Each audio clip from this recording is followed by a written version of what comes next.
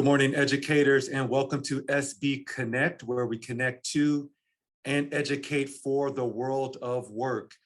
It is Health Professions Week at SB Connect, and today we have Richard Vara, a registered nurse who works in the trauma center at the Arrowhead Regional Medical Center. You are in for a treat today.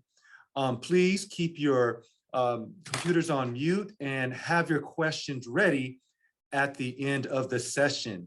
Again, we have Richard Vara, registered nurse with Arrowhead Regional Medical Center. Thank you. All right. Welcome everybody. Man, this is good. This is good. I see a lot of faces on here. I'm gonna take a second and kind of browse around, get some shout outs. I see some burgundy scrubs. Ashley, what school is that? All right. Well, last question. Go ahead. Hello. You come from high school medical assistants. All right, right on. Look at that bunch of, yeah, right on. This is good. Wow, this is a pleasure. This is exciting for me to be able to hear, come here and speak to you guys about what I'm passionate about. Trauma nursing.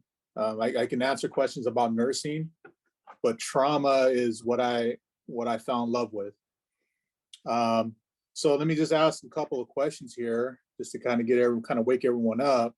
What do nurses do? Give me some ideas. What do you guys think? Anyone? I'll just take one just for the sake of time.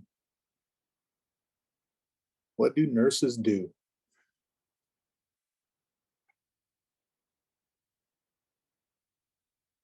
Everyone's shy. All right. That's fine. And it's kind of hard with these group settings, but nurses, I mean, they can do all kinds of different things. We can do work at the bedside where we're taking care of patients. We're actually hands-on, doing things, administering medications, starting IVs, doing CPR, more extreme cases. But when I went into nursing, I had no idea. I worked for the railroad up until about 25, 26 years old. And I decided to do a change in careers and pick nursing. Why did I do that? People ask, why did you do that? What's going on? It wasn't that I had a dream to become a nurse. It wasn't anything like that. I kind of just fell into it. I had a friend that kind of told me about the benefits, and his wife had just graduated the program here at San Bernardino Valley College, and she was talking about money. So that got my attention right away. It's like, what? You can make, pretty good money, job security. There's always a need for a nurse. You can get a job anywhere in the US, flexible schedules. So I was able to, I made a decision based off of that.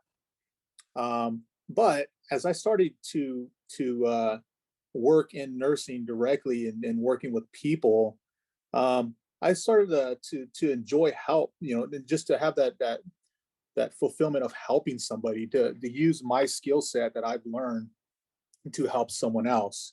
So, I mean, I've been doing nursing now 16 years. And I'm not doing it just to clock in and clock out and go home. It's actually, I really enjoy trauma nursing. I've been doing that for about the last 13 years in my career. Really enjoy it. So I'm knocking on wood, pretty lucky, right? So, but I really enjoy nursing. And I'm sure, I don't know if you guys have that plan of becoming a nurse or, but I'm hoping that with this talk here, you can have a little better idea specifically with trauma. So we'll talk about that stuff. I was born and raised in San Bernardino. I went to 4 different elementary schools. I went to 1 middle school, and I went to 5 different high schools. So people may ask, well, why? What's going on? Well, I grew up in poverty. We moved from place to place, house to house. We would get evicted from here and there, and we had to bounce around. So I went to many different schools, grew up in many different areas, in areas that were more poverty stricken, so the underprivileged population. So spent my life in San Bernardino. I went to college in San Bernardino Valley College. I graduated with my nursing degree there. Also got my associate, my AA in liberal arts. And now I work for the county of San Bernardino. And then I also teach part-time at San Bernardino Valley College. So I have a direct relationship with this town. That's where my family's from, it's where I work for, and so on and so forth. So enough about me. We're going to talk about nursing. I'm going to play this quick video, and it's going to be choppy, but you'll get the gist of it. Do you really want to be out there playing adrenaline cowboy?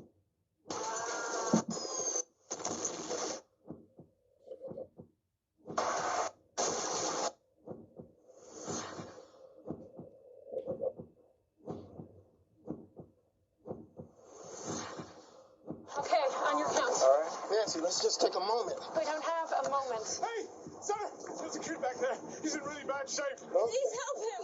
Mom, I got 2 kids of my own. We are going to do everything we can. All we got, Tyler? I want a doctor now. You know where you are? Yes, I am on a bridge. Good news. No brain injury, then an a-hole with concussions. In San Francisco, there are over 200 medical emergencies every day.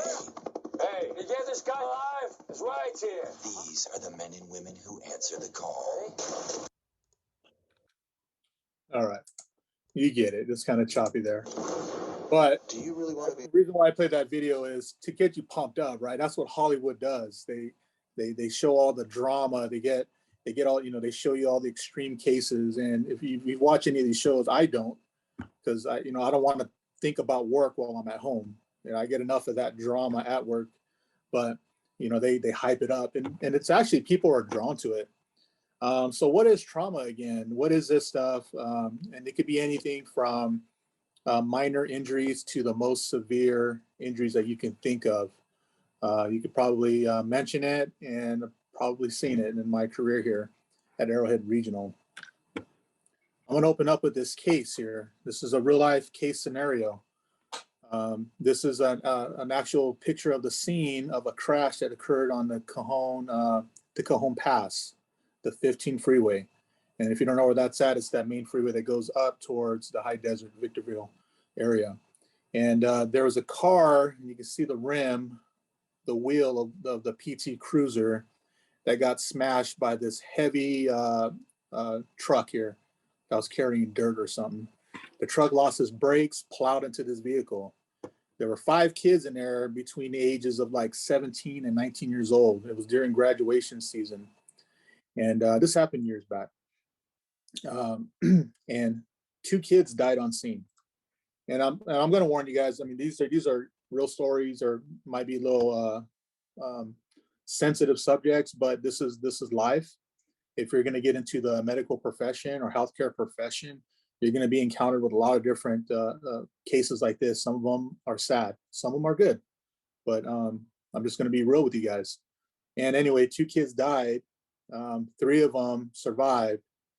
One of them was pinned in this vehicle, and this is in the middle of the night, nice and cool out, side of the freeway.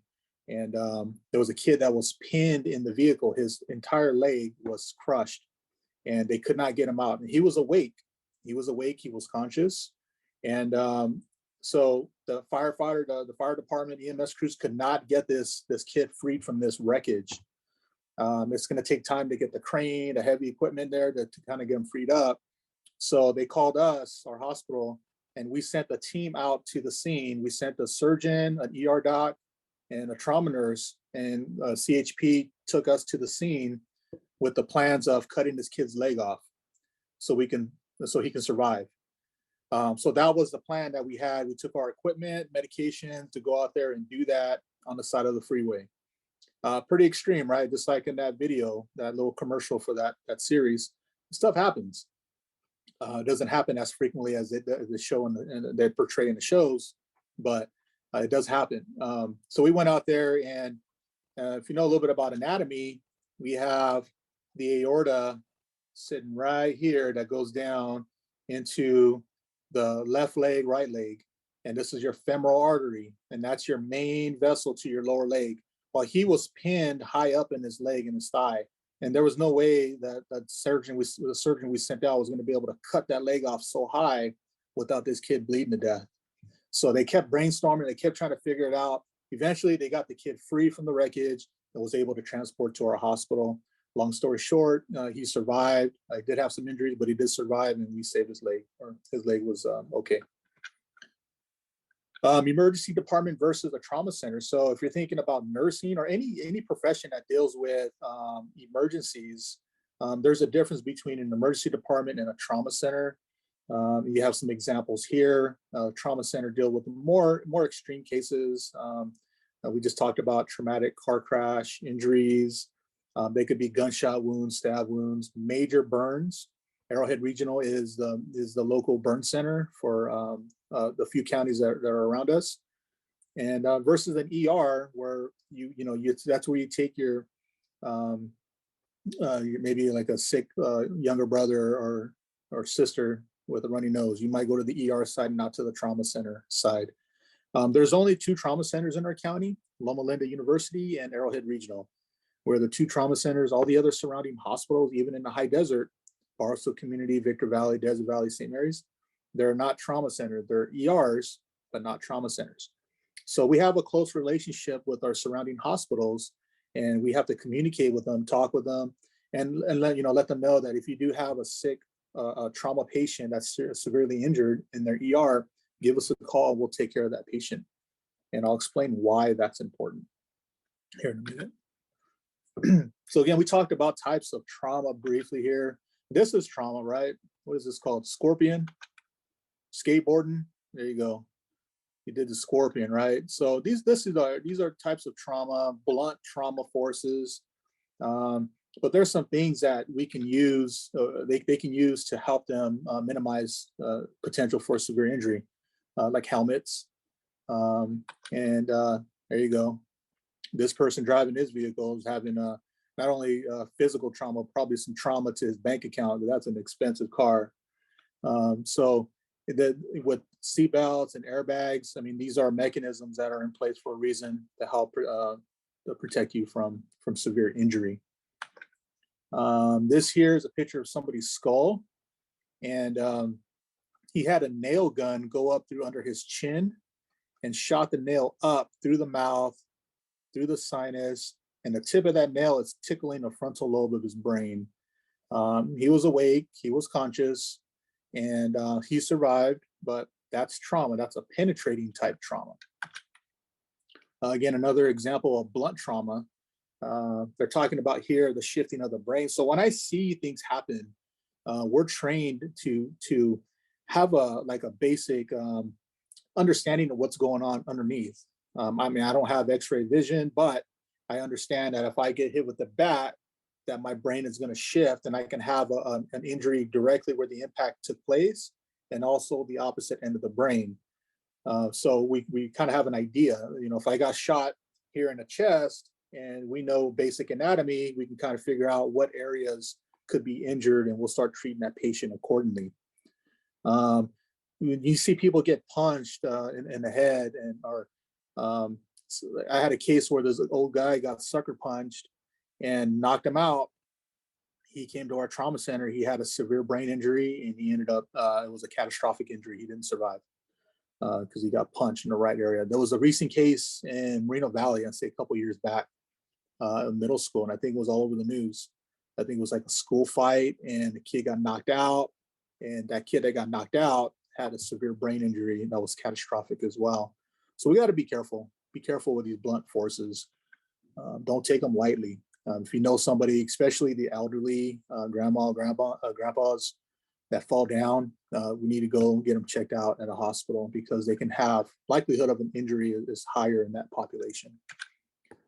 Here's a little video of another example of trauma. And I wanted to get a bike for a while. And until I started working in a trauma center, there's the tumble right there. I kind of changed my mind. And plus my wife said she would leave me if I ever get a motorcycle, so I can't get one. Again, blunt force trauma. This right here is a tackle, helmet to helmet. And you can see how this guy's neck is bent awkwardly, right? And this guy too, I mean, both of them have a potential for injury. And what type of injuries are we worried about? right? We're worried about C-spine, cervical spine injury in the neck. And what can happen with that? Paralysis. You can get severe injuries from this and you may not recover. So, even the NFL, professional sports, they take a lot of safety precautions, right? They spend millions in research and collecting data. And now we got different types of helmet. Like this helmet right here has a little crease in the front. That's to help absorb the impact. Instead of the whole helmet taking the impact, just that spot would absorb it. So they're doing studies and research on it. Again, does that require a nurse? Yeah, you can nursings are involved in research as well. So if you think of nursing, don't think of just at the bedside taking care of patients. You can be involved in education, outreach, research, administration. So there's a lot of different areas you can get into when you become a nurse. Penetrating, again, knives, bullets, glass. I put a tree branch there because I had a patient recently that got ejected out of the car that rolled. He wasn't wearing a seatbelt, got ejected into some bushes, and there was a tree branch about that thick that went through his chest and from the top out to the side, and that's a form of penetrating trauma. So these are some of the things that we'll see in this type of nursing.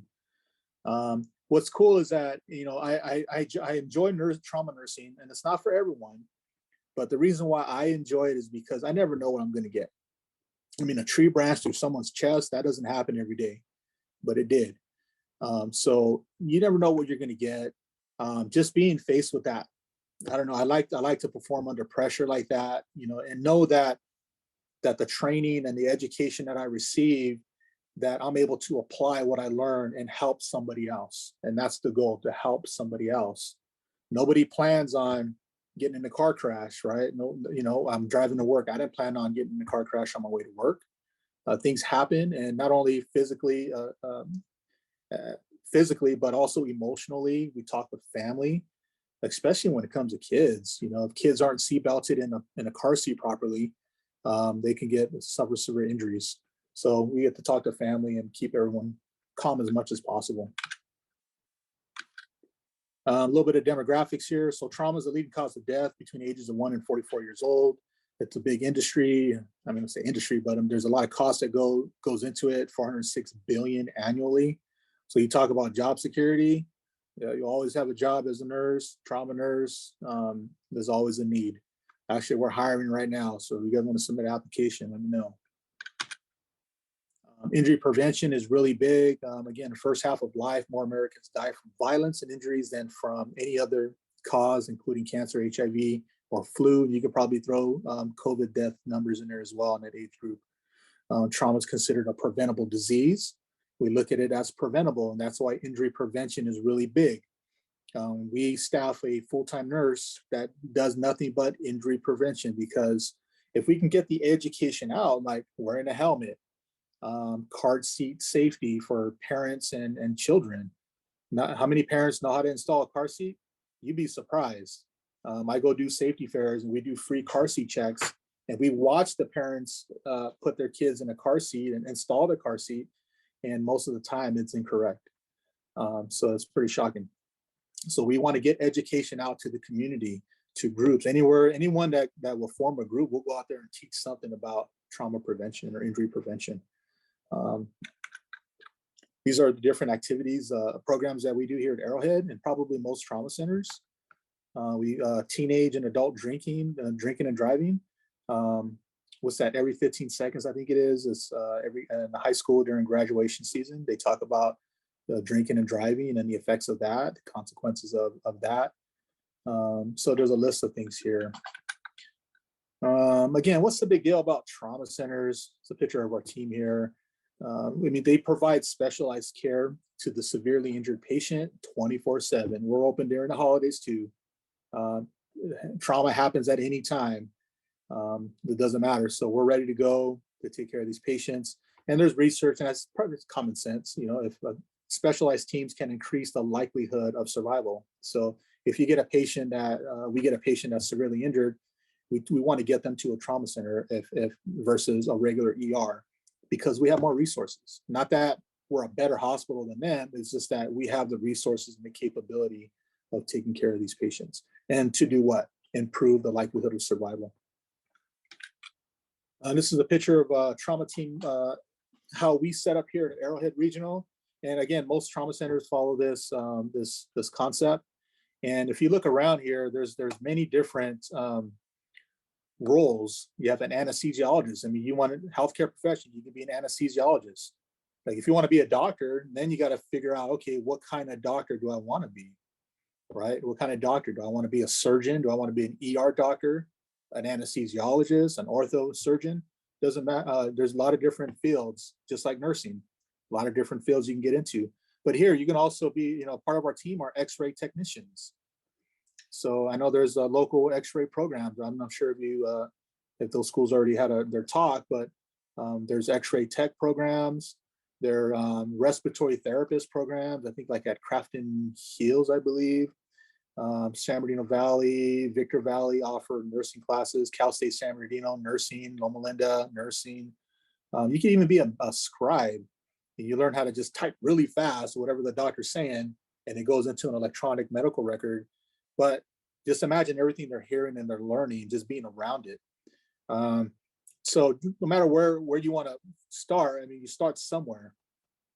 The CEO of our hospital right now, the top guy here in our hospital, CEO, he started off as a scribe. So it's crazy, right? He moved his way up, more education, got degrees, got experience, and now he's a CEO of one of the busy trauma centers, hospitals in Southern California.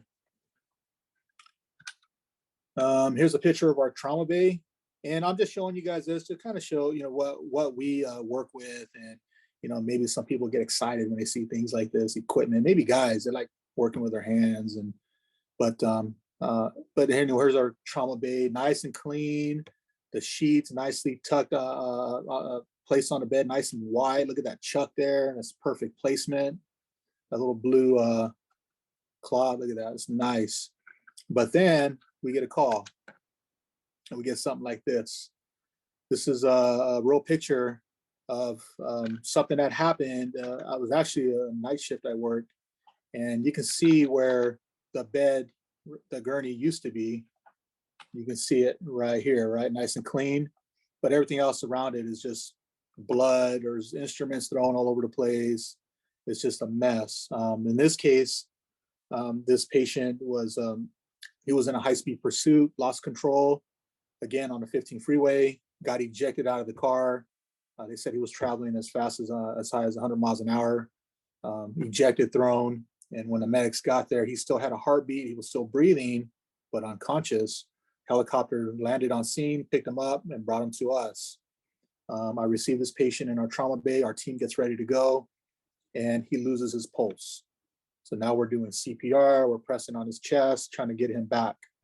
And after that, once we start that, we open up the chest, and now we're exposing the heart. So we have a visual of the heart.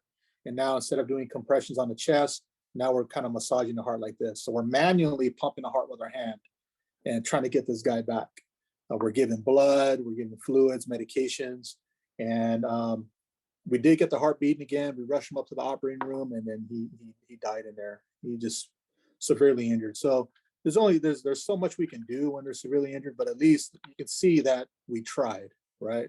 Right here in the bottom, that's my feet slipping on the blood right there. The bottom of that thing, almost fell down trying to take care of this patient. Damage control. So that's what that is. We do what we got to do, stabilize and try to get him out and to the operating room. So when we do nursing here and trauma, and I think this applies to anything in life, just think of worst case scenario. So we learn to expect the worst situation we may face. This allows us to prepare, to prep, and also guides our actions even before the situation happens. So we're already we stock our room with equipment. Worst case scenario, patient's going to come in full arrest or with no heartbeat. And what are we going to do to address that? So I mean, that we can apply that to life in general. You know, some of the actions that we take, especially young adults, young teens, a little bit more riskier activities. That's why ages from 1 to 44, they suffer from trauma more than any other age group, because that's like a risky age group. risky. You know, we think that we're invincible, I guess, at a younger age. So just think about your actions and what can happen as a result. So we go out and we train others as well. As nurses, we go out to like schools and something like this. You know, I thank you, Mr. Richards, for the invite. I really appreciate that, and this is my pleasure to be able to talk about nursing and hopefully encourage you guys to join the team here.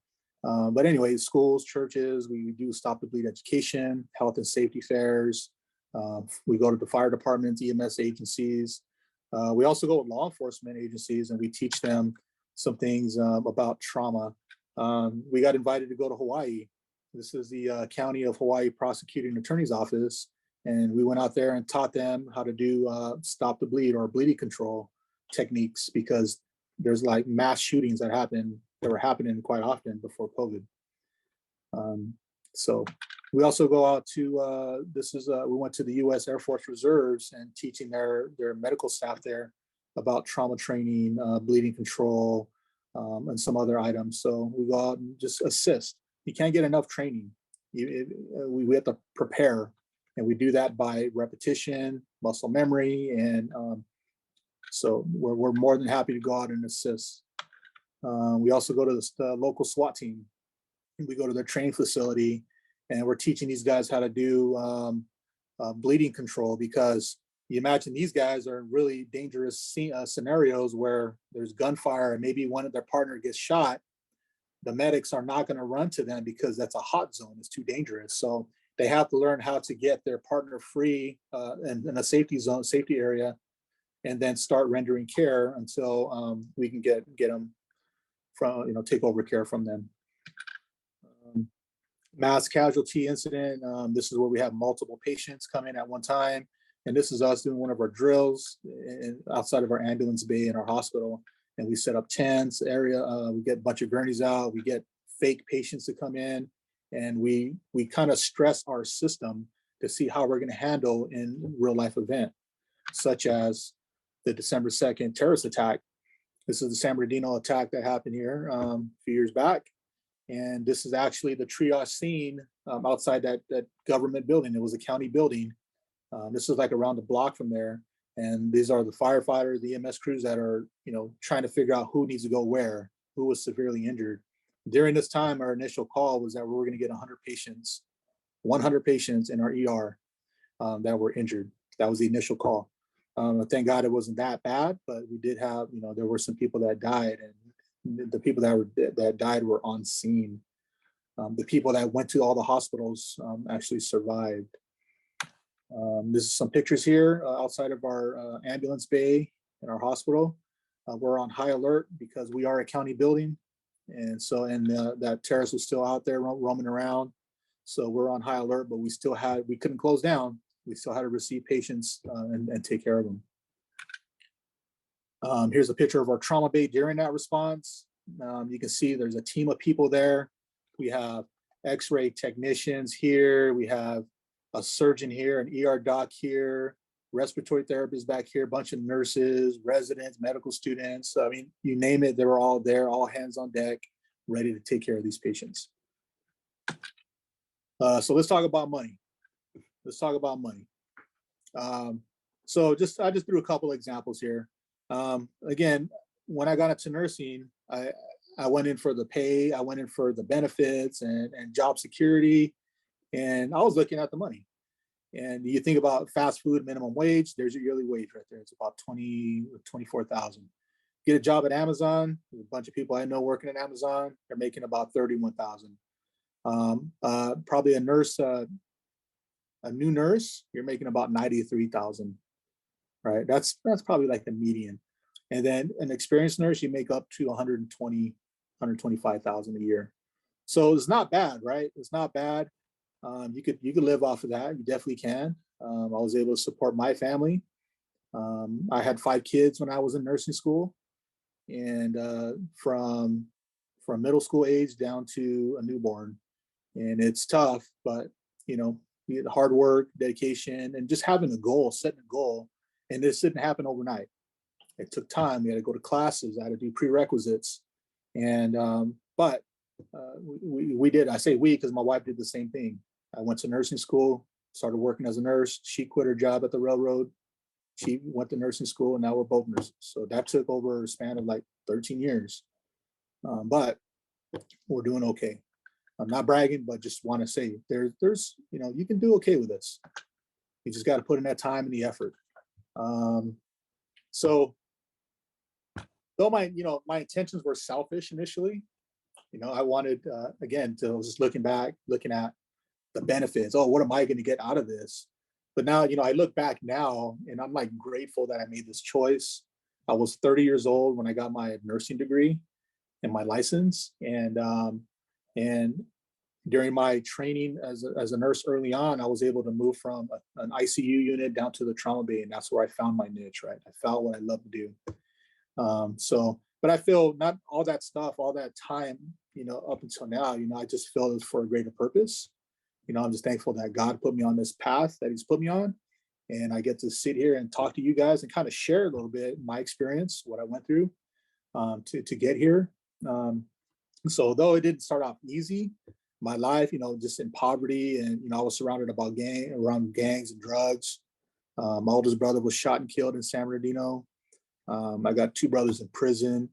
But that's that lifestyle that I grew up in. But I didn't want to settle for that. I didn't want to settle. I wanted to do something different. I wanted to be a productive citizen of society, and I did that just from hard work. But I think again that I'm led here to be able to now to talk to the community, to talk to you guys, and hopefully encourage you guys that if you guys are going through that situation where it's really tough in life, that's not the end. That's not what you have to live with. There's more. There's a purpose for you guys too. So a little bit about my background. And so again, my journey through school, like I told you, I went through 5 different high schools. I was a bad kid. I was going down that path, and I dropped out of high school twice. And I graduated from Sierra High School, continuation high school, a year late. So 5 years in high school. Half of that I wasn't even in high school. And then started working. I went to San Bernardino Valley College after high school. I dropped out. I tried it again. A couple of years later, I dropped out again. It wasn't until I was 25 where, I remarried, had my wife now. We've been married 20 years now. And we had this plan. And we sat together as a team, just like, okay, this is what we want to do for our family. Quit, go to school. She quits, goes to school. And that's what I did. I started that at 25 and went to Valley College again for the third time's the charm. And then I was more serious about it. Got my degree by 30. And then 2017, I got my bachelor's in nursing, and I plan on doing master's program here pretty soon. But yeah, it's pretty. It just takes some hard work, dedication, commitment. It's doable. If I can do it, I think anyone can do it. So just want to thank you for your time, and you guys have any questions? Again, join the team. We're hiring. Get your nursing license. Wonderful. Now we're in our Q&A session. If anyone has any questions for Nurse Richard, please unmute or put your question in the chat box.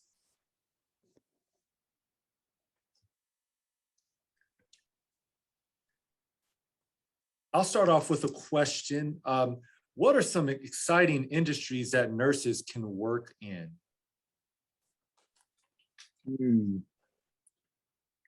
I mean, you could do anything. There's nurses, they staff nurses at Disneyland. If you like Disneyland, you want to work there as a nurse, they have nurse staff positions there. Cruise ships, they even staff physicians and nurses, medical team, if you want to go on a cruise, you name it, you could. A lot of big companies that have nurses that'll kind of triage their workers as they get hurt, and then kind of follow up. There'd be some follow up care. Yeah, a lot of different things. You can get involved in research, administration, like I was saying earlier, bedside care. Okay, we have another question, looks like from Ukaipa. What was the worst trauma you have ever seen? I get that question a lot. After a while, it's all like, man, I think that tree branch was pretty crazy. You don't see that every day. I'm telling you, it was about 2 feet long, probably about a diameter about 3 or 4 inches, going through the chest. That was pretty crazy. I was like, whoa, because the medics, they don't pull stuff out. They just cut the branch and they bring them in with this branch sticking out. Just like if you get stabbed, the knife is like impaling. Anything that's impaling them, they have to bring them in that way. So amputated legs, we get arms. We sent a team out to the rail. We're located in Colton, right off the 10 freeway, and there's a major rail line right here. This is years ago. And there was a train that rear-ended another train. So that train that was in front was carrying these big old heavy beams. So when this other train rear-ended it, those beams went through the cab and it pinned the conductor in the train, in the cab. While he was stuck in his arm was stuck, they couldn't get him freed up. I mean, these trains are really heavy equipment. You don't have the jaws of life that can cut through a car. I mean, so we sent a team out there and we had to cut his arm off and bring him in. And unfortunately, he lost his arm, but he was stuck in there for hours and he was already going into shock. So they had to make a decision, cut him, and he survived, so you name it, and we see it, multiple gunshot wounds, stab wounds. Yeah, I don't know how else to answer that. Wonderful, wonderful. Patricia Manning's class is asking, what is your average day like at your job? I'm an assistant manager for the department, so I get most of my time right now is behind the desk.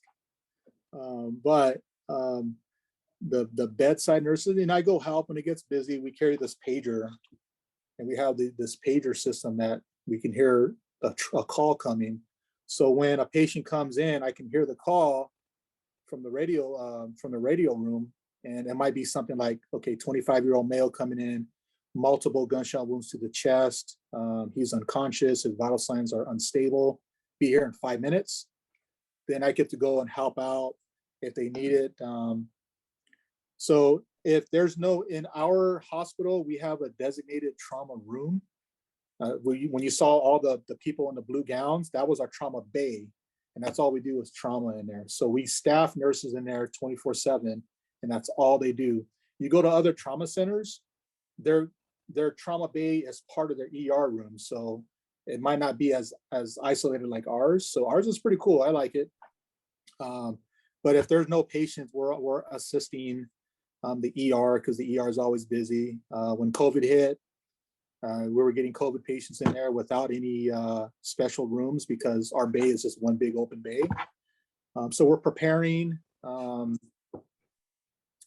taking care of patients now. We can get, we get patients at any time, and we just have to be ready to go. So right now we have like 5 patients in our 8 beds, and I have 3 nurses on staff right now. So they're busy, just taking care of them, giving them medications. One of them is on a ventilator. The tube is breathing. The machine is breathing through a tube. The patient's asleep. We're putting them on medications that make them sleepy, and we're giving them. I think we're giving them a couple of units of blood transfusion. A lot of medications. I think we got a kid that came in with a broken arm, so we got to give him medications and help with the pain, and then we'll get the ortho team, the bone docs. They'll come in and reset the arm, and then we'll put splints. Anything could happen at any moment. So, well, we have some great questions coming in. We're going to take 2 more. Ashley's class wants to know, how do you cope with all the trauma that you see at work? That's a good question. It's a really good question. It's after a while, I mean, I don't like to sound like I'm cold, but you kind of get used to it. The one thing that still bugs me, I mean, it's a little different now for me, because now I'm a born again Christian now, the last couple of years. So now I deal with things spiritually. But before that, it was just doing worldly things. Some of them were not healthy. But the thing that would bug me and get to me were the little kids. You get little kids that ejected out of a car seat. That was probably one of the ones that got to me. Kid was ejected out of the car. Dad was in a high-speed chase, just got out of prison. He had the baby and mom in the front seat. Dad was dead on scene. Mom was hurt. And the kid was ejected out. And this kid was it was under a year old, maybe a year old. And when the kid came in, the baby, I did a pupil exam and I just see blown, like big dilated pupils, big and black. So that's like, whoa, I don't see that every day. Went home. I had some nightmares probably for like a couple of nights. And this was years ago, early on in my career. So that bugged me for a little bit, but now it's, I deal things differently. But I think talking to somebody, talking to people, we're trying to implement something in our department, like a debriefing. Not only what could we have done better or what went well, but also how are you handling it?